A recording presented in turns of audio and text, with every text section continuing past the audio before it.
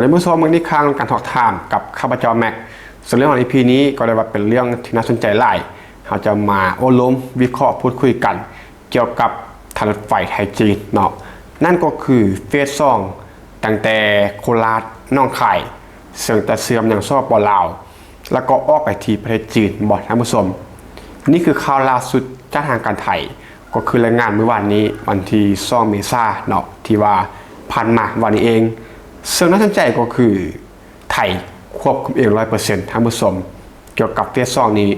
หัวข้อได้บอกประมาณว่าหมดห่วงไทยคุม 100% High Speed ไทยจีน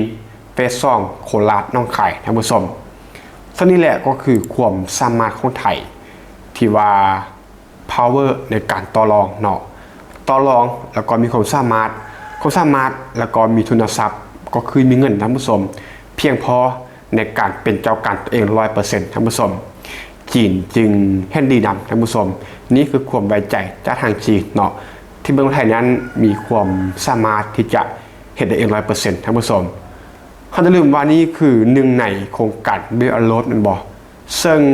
จีนนั้นประชาชนจีนเนาะก็ใช้บริการกับเส้นทางโครงการนี้หลายตัวอย่างคือซ่อปอลาวที่ว่านักท่องเที่ยวจีนนั้นมาเที่ยวซ่อปอลาวก็คือเดินทางทางรถไฟลาวจีนนี้อย่างล่วงหลายแสนคนเป็นล้านคนเป็นบ่ฉะนั้นถ้าว่ามาตรฐานบ่ได้วิศวกรบ่มั่นใจทุนทรัพย์ต่างๆก็คือถ้าว่ามาตรฐานจีนมั่นใจจีนจะบ่ยอมเนาะแต่ว่านี้จีนยินยอมแล้วก็ไว้ใจที่จะให้ไทยนั้นเฮ็ดเองควบคุมเอง 100% ทั้งหมดก็คือเฟสซองโคราชน้องไข่ซึ่งจะเสื่อม5 ซ่อปอลาวแล้วก็ไปสู่จีนทั้งหมดแล้วก็น่าสนใจอีกเรื่องนึงก็คือเขาจะวิเคราะห์อารมณ์กันเราคิดภาพเบิ่งว่าถ้าว่าโครงการนี้แล้วเสร็จไทยจะได้ผลประโยชน์อย่างล่วงหลายท่านผู้ชมไทยได้ยังแดถ้าวอกันแบบผ่านๆท่านผู้ชมเนาะเฮาวอกันแบบคิดไวๆเลยก็คือการท่องเที่ยวจีนนั้นมาเที่ยวไทยเป็นอันดับ1มันบอกก็คือเป็นล้านคน2 ล้านคนหลายล้านคน5 ล้านคนต่อปีท่านผู้ชมถ้าว่าโครงการนี้สำเร็จลองคิดภาพว่านักท่องเที่ยวจีนนั้นจะเดินทางมาเที่ยวประเทศไทยเพิ่มขึ้นสำใดท่านผู้ชมก็คือซ่อปอลาวเนาะก่อนที่จะมีทางรถไฟนักท่องเที่ยวจีนก็มาประมาณ1เมื่อมีโครงการนี้แล้วก็คือนักท่องเที่ยวจีนนั้นเพิ่มขึ้นเท่าโตถ้าว่าไทยสร้างโครงการสำเร็จเนาะนักท่องเที่ยวจีนจะล่างมาไทยเพิ่มขึ้นได้ท่านผู้ชมนี่คือเราคิดภาพตามกันเพราะท่านนี้ก็ยังมีเรื่องของเศรษฐกิจท่านผู้ชมก็คือการขนส่งยกตัวอย่างคือเด่นๆก็คือมากไม้เนาะก็คือทัวเรียนจากไทยนั้นจะไปจีนท่านผู้ชมแล้วก็ขนส่งในทั่วปอลาวท่านผู้ชมนี่แหละคือผลประโยชน์อย่างมหาศาลถ้าว่าโครงการนี้มันสำเร็จเนาะโคราชน้องคายเสื่อมลาวแล้วก็เสื่อมจีนท่านผู้ชมเสื่อมจากข้อมูลมันก็ยาวเนาะที่ว่าได้ลงข่าวไปจากซอง PPTV แต่ว่าแม็กนั้นก็ได้มาคัดเอาประเด็นแล้วก็เนื้อหาที่ว่าสำคัญที่มันเกี่ยวข้องหลายที่สุดท่านผู้ชมหัวข้อคือไทยเดินรถไฟความเร็วสูงเนาะส่วนโคราชน้องคายคุมเข้มมาตรฐานความปลอดภัย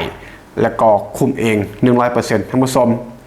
นายสุริยะจึงรุ่งเรืองกิจรองนายกรัฐมนตรีและก็รัฐมนตรีว่าการกระทรวงคมนาคมได้เปิดเผยพลังการประชุมของคณะกรรมการรวมไทยจีนครั้งที่32ว่าด้วยโครงการรถไฟความเร็วสูงไทยจีน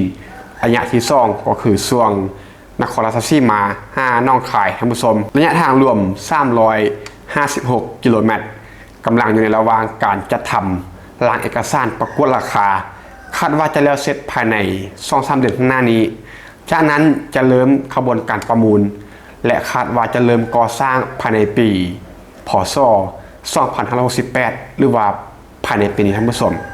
ก็คือภายในปีนี้ต้องให้ได้มีการก่อสร้างท่านผู้ชมนี่แหละคือความตื่นเต้นเนาะที่ว่ากำลังจะมีการเร่งก่อสร้างแล้วท่านผู้ชมประเด็นต่อมาก็คือนโยบายของการก่อสร้างและก็การจัดซื้อการจัดจ้างท่านผู้ชมการประมูลโครงการระยะที่2นี้จะบ่แม่นการประกวดราคาแบบนานาชาติก็คือบ่เปิดกว้างให้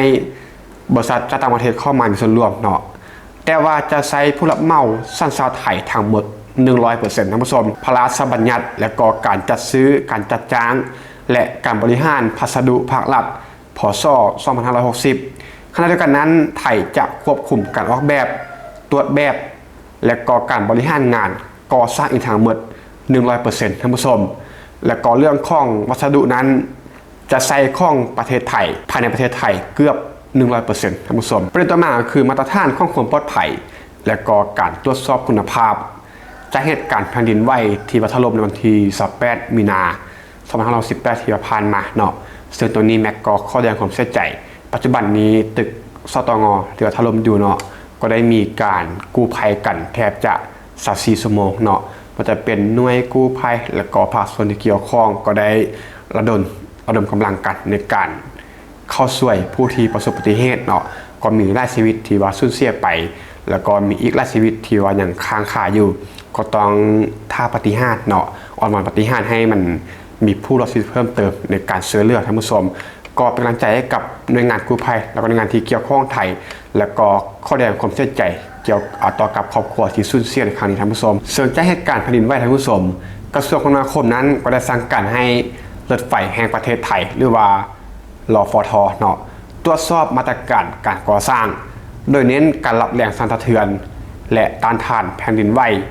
พร้อมเพิ่มมาตรการความปลอดภัยในการก่อสร้างซึ่งนายวิริศ อำลาปาดเนาะผู้ว่าการรถไฟแห่งประเทศไทยก็ได้กล่าวว่าโครงการนี้จะใช้วัสดุในประเทศไทยเกือบทั้งหมดและต้องผ่านการตรวจสอบอย่างเข้มงวดตั้งแต่แหล่งผลิตจนถึงการติดตั้งท่านผู้ชมโดยมีขั้นตอนที่ว่าสำคัญได้แก่1ก็คือการตรวจโรงงานผลิตวัสดุ2ก็คือการทดสอบคุณภาพของเหล็กเช่นการทดสอบคมลาของเหล็กท่านผู้ชม3ก็คือการติดตามวัสดุด้วยระบบแท็กเนาะเพื่อตรวจสอบและก่อนย้อนกลับและ4ก็คือการซุ่มตรวจเหล็กก่อนจะเทคอนกรีตลงไปเพื่อให้เป็นไปตามมาตรฐานท่านผู้ชมนี่แหละเนาะก็คือหลังจากที่ตึกสตงถล่มเนาะซึ่งมันก็เป็นการถกเถียงกันว่าเหล็กนั้นมันไม่ได้มาตรฐานเนาะเช่นว่ามาจากบริษัทจีนเนาะซึ่งจึงเป็นอีกเหตุผลหนึ่งที่ว่าไทยนั้นจึงมั่นใจในมาตรฐานของตนเอง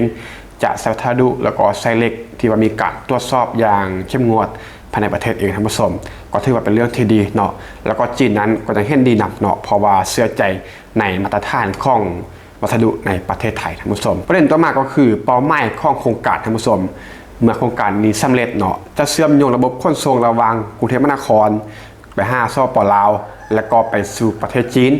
ช่วยเพิ่มศักยภาพด้านโลจิสติกส์และเศรษฐกิจของไทยพร้อมกับยกระดับมาตรฐานการก่อสร้างให้มีความปลอดภัยสูงสุดท่านผู้ชมซึ่งต่อไปเขาจะไปวิเคราะห์เนาะว่าเมื่อโครงการนี้มันสร้างแล้วเสร็จผลประโยชน์ที่ว่าไทยจะได้รับนั้นมันมาสร้างถึงขนาดใดท่านผู้ชม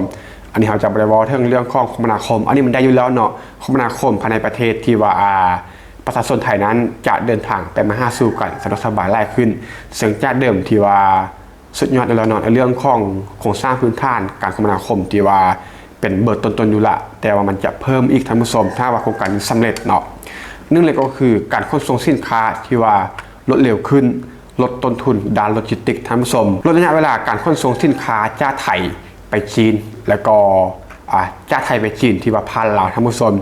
จากเดิมที่ว่าต้องใช้รถบรรทุกหรือว่าเรือเนาะเพิ่มความสามารถในการแข่งขันของสินค้าไทยในตลาดจีนเนาะสินค้าไทยที่ว่าส่งไปจีนนั้นมันจะลดระยะเวลาแล้วก็ลดต้นทุนเนาะเมื่อมันผ่านรถไฟลาวจีนแล้วก็ไปสู่จีนเฉพาะก็คือที่เขาคืออะไรก็คือเรื่องของทุเรียนเนาะทุเรียนก็จะหักษาความสดใหม่แล้วก็ลดต้นทุนในการขนส่งซึ่งมันจะเพิ่มความสามารถในการแข่งขันของสินค้าไทยในตลาดจีนเพิ่มขึ้นอีกท่านผู้ชมและสองก็คือแน่นอนเนาะการท่องเที่ยวไทยจะเติบโตขึ้นท่านผู้ชมนักท่องเที่ยวจากจีนนั้นสามารถเดินทางมาเที่ยวไทยได้สะดวกสบายง่ายขึ้นและก็มีทางเลือกที่ว่าเพิ่มขึ้นท่านผู้ชมกระตุ้นเศรษฐกิจการท่องเที่ยวของไทยเนาะลองคิดภาพเบิ่งว่าจีนมาเที่ยวไทยนี่จากล้านคนเนาะปัจจุบันเมื่อโครงการนี้มันสำเร็จก็ยิ่งกระตุ้นให้จีนนั้นต้องการจะมาเที่ยวไทยง่ายขึ้นเนาะจะมาสะดวกสบายแล้วก็มีทางเลือกง่ายขึ้นประหยัดต้นทุนเนาะก็จะยิ่งทวีคูณขึ้นท่านผู้ชมสำหรับนักท่องเที่ยวจีนที่เดินทางมาเที่ยวประเทศไทยเนาะอีกอย่างก็คือนักท่องเที่ยวไทยนั้นเดินทางไปเที่ยวลาวแล้วก็จีนได้ง่ายขึ้นส่งเสริมการท่องเที่ยวข้ามพรมแดนท่านผู้ชมนี่ก็คือเป็นสิ่งที่ดีหลายเนาะจีนมาเที่ยวไทยง่ายขึ้นลาวมาเที่ยวไทยง่ายขึ้นไทยไปเที่ยวลาวง่ายขึ้นไปเที่ยวจีนเพิ่มขึ้นเนาะซึ่งก็แน่นอนท่านผู้ชมว่าไทยนั้นก็ถือว่าเป็นนักท่องเที่ยวเป็นกลุ่มสำคัญของสปป.ลาวเนาะมาเที่ยวลาวเป็นเบอร์ต้นๆแล้วก็ใส่ใจในลาวหลายที่สุดท่านผู้ชม เมื่อโครงการนี้มันสำเร็จเนาะมันก็จะเกื้อผลประโยชน์ต่อกันและกันท่านผู้ชมก็ถือว่าเป็นเรื่องที่ว่าดีหลายข้อนี้แม็กมากที่สุดเลยท่านผู้ชม3ก็คือโอกาสการลงทุนและก็พัฒนาเมืองให้เป็นเมืองเศรษฐกิจท่านผู้ชมพื้นที่รอบทางรถไฟเช่นว่านครราชสีมาและน้องคายจะกลายเป็นศูนย์กลางเศรษฐกิจใหม่ที่ว่าจะออกดอกออกหนาขึ้นมาท่านผู้ชมนักลงทุนไทยและก็ต่างชาตินั้นจะสนใจพัฒนาโครงการสร้างริมทรัพย์เนาะเช่นว่าโรงแรมและก็ศูนย์โลจิสติกส์ท่านผู้ชมและ4ก็คือส่งเสริมความร่วมมือไทยลาวจีนท่านผู้ชมกระชับความสัมพันธ์ทางเศรษฐกิจและก็การค้าระหว่างประเทศรวมถึงการท่องเที่ยวไทยนั้นสามารถเป็นศูนย์กลางโลจิสติกส์เชื่อมโยงจีนกับอาเซียนท่านผู้ชมก็ประมาณนี้ท่านผู้ชมรับเรื่องของใน EP นี้สรุปแล้วก็คือ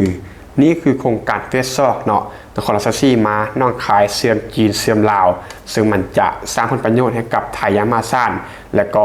เรื่องการท่องเที่ยวมันก็เกื้อหนุนกันเนาะดังที่แม็กได้กล่าวไปแล้วก็เป็นไทยนั้นคุมงานเองก็คือควบคุมเอง 100% เนาะแล้วก็วัสดุจากประเทศไทย 100% ท่านผู้ชมก็มั่นใจในเรื่องของคุณภาพแล้วก็มาตรฐานการตรวจสอบเนาะแล้วก็เรื่องของราคาก็จะ